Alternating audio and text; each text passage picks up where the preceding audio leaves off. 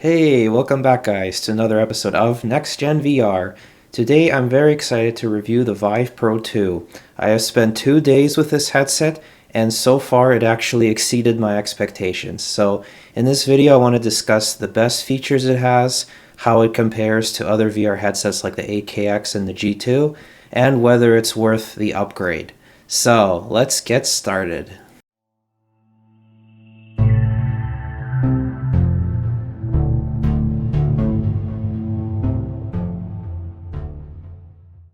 The Vive Pro 2 is a VR headset with 2448 by 2448 pixels per eye, up to 120 Hz refresh rate, and up to 120 degrees horizontal as claimed by HTC. And also it claims better colors and better clarity and overall just a better experience. So, are these claims true? I will be going over it in this video. So first let's start with the build quality. The build quality of this headset is really good. It feels and looks sturdy, and this is the first Vive headset I've ever used, and it is quite nice, and I feel it'll last me a very long time. Now in terms of comfort, this headset is really comfortable. I can put it on my head and it feels very well cushioned. There's no issues with neck strain or pressure or anything. It's just really nice and comfortable experience. The headset stays on your face pretty well, and when you turn your head it still stays on pretty well, so it doesn't shift around. Now let's talk about the audio. So I have to be honest here, the audio is not that good.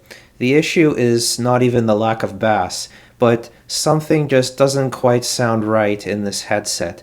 There's kind of like, I don't know if it's like a certain like channel or so, but anyway, this is acceptable audio, but I definitely enjoyed the audio of the Vive Deluxe audio strap a lot more, and the index speakers for sure. So now let's talk about what you guys have been waiting most for, and that is the picture quality. What do I think of it? So when I first put on this headset, the thing I immediately noticed was that there was quite a bit of glare, more glare than the index. And the reason for this, I think, is the design of the lenses. You can notice glare reflecting off the concentric rings on the outer edges of the lenses. So it does have a bit more glare than the index, and it took me some time to get used to it.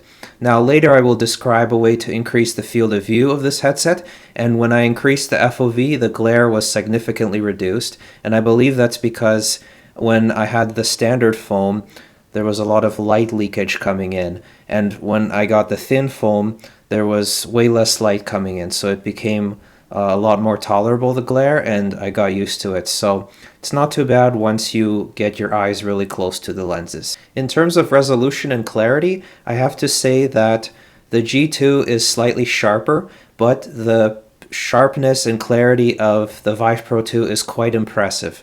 I did an A-B comparison with the Pimax 8KX, and for sure the Vive Pro 2 has better clarity, and especially edge-to-edge clarity. The text on desktop view was really easy to read, and I could look around the headset with my eyes and see clearly all the text that I'm reading.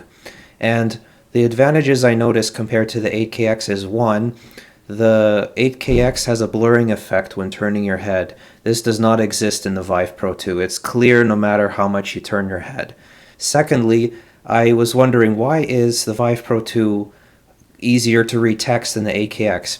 And then when I tried my 8KX again, I noticed something I hadn't noticed before, and that is a Mura that is like, imagine you're wearing glasses and the glasses are a little bit dirty, and you might not notice that dirt initially, but once you see it and you look around, that dirt follows you everywhere you look. That's kind of what the Mura is on the 8KX, and I could tell at that moment that was one of the reasons why the clarity on the Vive Pro 2 is better, because there's absolutely no Mura on the Vive Pro 2.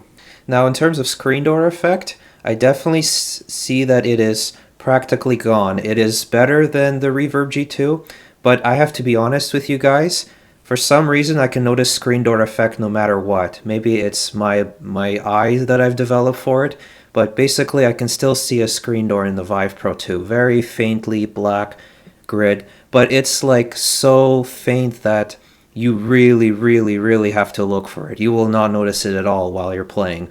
But just to keep that in mind, that I personally can see screen door in Reverb G2, Vive Pro 2, and the 8KX. But this is significant improvement among the three headsets than previous generation in terms of screen door effect.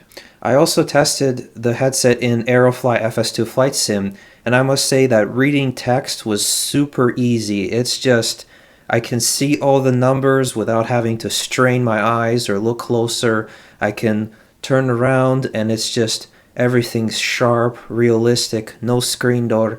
Everything is easy to read, and while that is true for the 8KX, it is slightly sharper on the Vive Pro 2, but where the Vive Pro 2 shines is that the clarity is better, and the lack of a blurring effect when turning your head makes the Vive Pro 2 probably preferable for me for flight sim. But the 8KX is nicer in terms of having that way wider field of view, which lets you feel more like you're there, but it's still pretty immersive in the Vive Pro 2 as well. Now let's talk about the colors and contrast. I must say that I am extremely impressed in this area.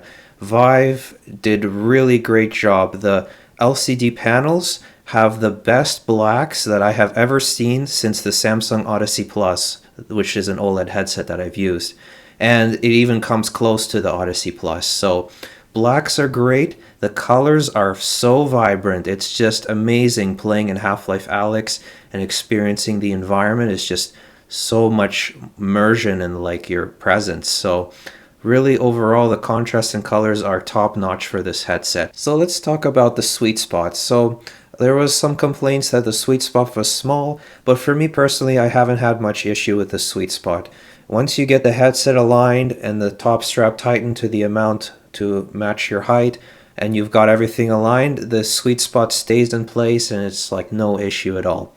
But when you use the thinner face foam, the sweet spot gets much better. So it's all about getting your eyes as close as possible in order to get the best sweet spot. So in terms of the lens design, this is something new. And so it's more squarish lens design with a curvature on the outside of the lenses. And this helps keep the image looking realistic when you're inside this headset. You do notice that there's quite a bit less vertical FOV than, for example, Pimax or Index headset, but the vertical is significantly improved when you get your eyes closer to the lenses. And once you do that, the horizontal FOV is just so much wider that it really makes up for the lower vertical FOV, and you just get really immersed in the game and you completely forget about the dimensions of these lenses. And I must say that this is the widest field of view I've experienced that is not a Pimax headset. So now let's talk about what you guys have all been curious about, and that is it true that this is 120 degrees horizontal? Well, when wearing my glasses with a standard face foam, I get about 98 degrees horizontal and 78 degrees vertical. So not really that great, but still better than what Voodoo DE experienced in his review. And then when I switched the standard foam, which is quite thick, with a 6mm Kiwi design foam I got from Amazon, it was a huge improvement. It went from seeing this to seeing this. It's just a huge difference. And so the sweet spot became better, the glare became less bad, and just overall the experience was better. I could no longer see my outside environment from down below like it did with the standard foam. So I have no idea why HTC chose such a thick foam. It's probably for comfort, and it's probably for liability purposes in case somebody gets their glasses too close to the lenses. So using the latest Test HMD tool, version 1.2, I decided to go ahead and test how much field of view I get horizontally with the new thinner foam. So with the thinner foam, I concluded I get about 108, I can still see it. 110, I can just barely see the bars. 112, it's no longer. So 110 horizontal. And then in terms of vertical FOV, let's see what we get. 40, 50, 60, 70. I get about let's see, 86. Yeah, I get about 84, 86 degrees, I would say, vertically. So this is quite an improvement over the previous measurements. So about 12 degrees horizontal better. So with this field of view, I must say that it really feels more like a Pimax headset in small FOV mode. It is quite wider than the Index and other headsets I've used other than Pimax. Pimax is still obviously king, but the field of view is wide enough with the thin foam that it's a comfortable viewing experience. There's no eye strain. The clarity is like the Index, but the sharpness is almost like the G2. And I very much prefer this headset over the G2. The G2 is just, the FOV is too small, the gasket is shaped not right, and just doing the FOV mod gets you much better results in the Vive Pro 2 than it does in the Reverb G2. Now let's talk about fitting glasses. I had no issues fitting my glasses, which look like this, into the headset. And so the eye relief adjustment, I put it as close to my face as possible. And then when I put my glasses on, there was still enough space with the standard foam. Then I tried it with the thin 6mm foam, and my glasses still fit with a bit of room left. So with the eye relief adjustment as close as possible using the 6mm foam, you should have no issue fitting glasses like these into the headset without worrying about scratching the lenses. And the reason for that is that the eye relief adjustment is limited by the cable, the DisplayPort cable attached to the headset. Now let's talk about refresh rates. So your options are between 90 Hz and 120 Hz, and in all my tests I used 90 Hz in ultra mode just so that I could focus on the picture quality, but obviously 120 Hz is going to be a lot smoother, and the performance is much better on the Vive Pro 2 than the Reverb G2, so there should be no issues either 90 or 120 Hz on this headset. Now let's talk about the IPD adjustments. So HTC was kind enough to send me this chart which lets you measure your IPD in a mirror. So for me, I noticed that my IPD on this chart was about 65. Now my optometrist measured my IPD as 63, so I found it kind of unusual. And when I tried the headset with the standard foam, I tried 65. It was kind of like okay, but maybe it could be better. Then about 64 seemed to be the sweet spot for a better 3D effect and clarity. When I switched to using the thin 6mm foam, I found that 65 looked better for me, and then eventually I've settled on 66 to get the best clarity in the sweet spot. So when your eyes are closer to the lenses, you might have to widen the IPD rather than shorten it.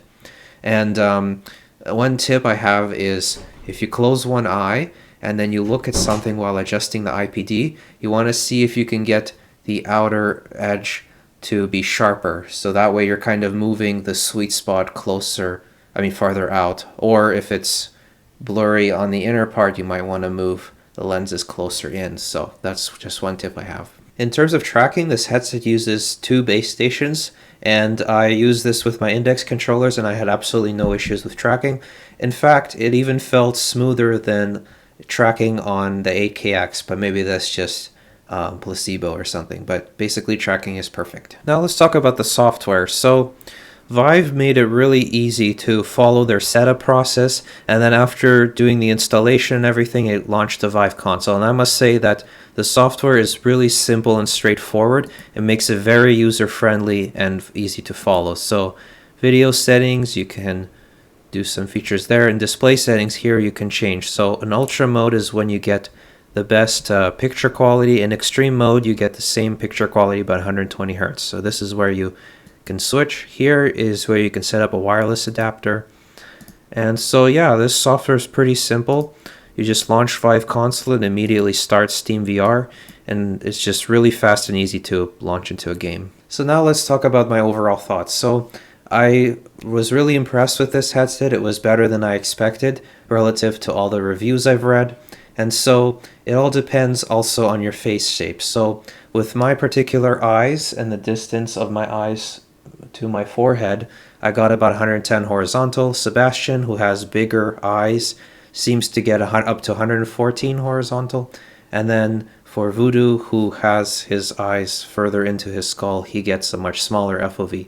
So if you have a face shape like mine, you should have no issues with this headset. So overall, I believe that the Vive Pro 2 will now be my daily driver, with my 8KX used occasionally because I still enjoy the wide FOV. But so far, I'm just having a lot of fun in the Vive Pro 2.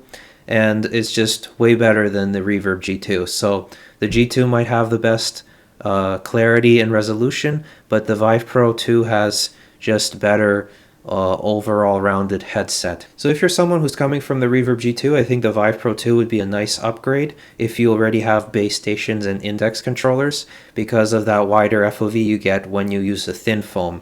You won't notice too much of a difference in sharpness with the G2. And secondly, because the colors and contrast are quite better on this headset than any other headset I've used since my Samsung Odyssey Plus, which is OLED. And also, and if you're coming from the Index or the Vive, I think you will really enjoy this upgrade, even though it takes a while to get used to the glare of the lenses. There's definitely way less glare in the Pimax 8KX, so there's always some trade-offs, but overall, I'm willing to compromise on the glare for what is a really nice picture quality on the Vive Pro 2. So thanks for watching, guys. I hope you enjoyed my review, and if you did, don't forget to hit the like button, subscribe if you haven't already for many more VR videos and tips and tricks on how to improve your VR experience, and I will see you guys next time.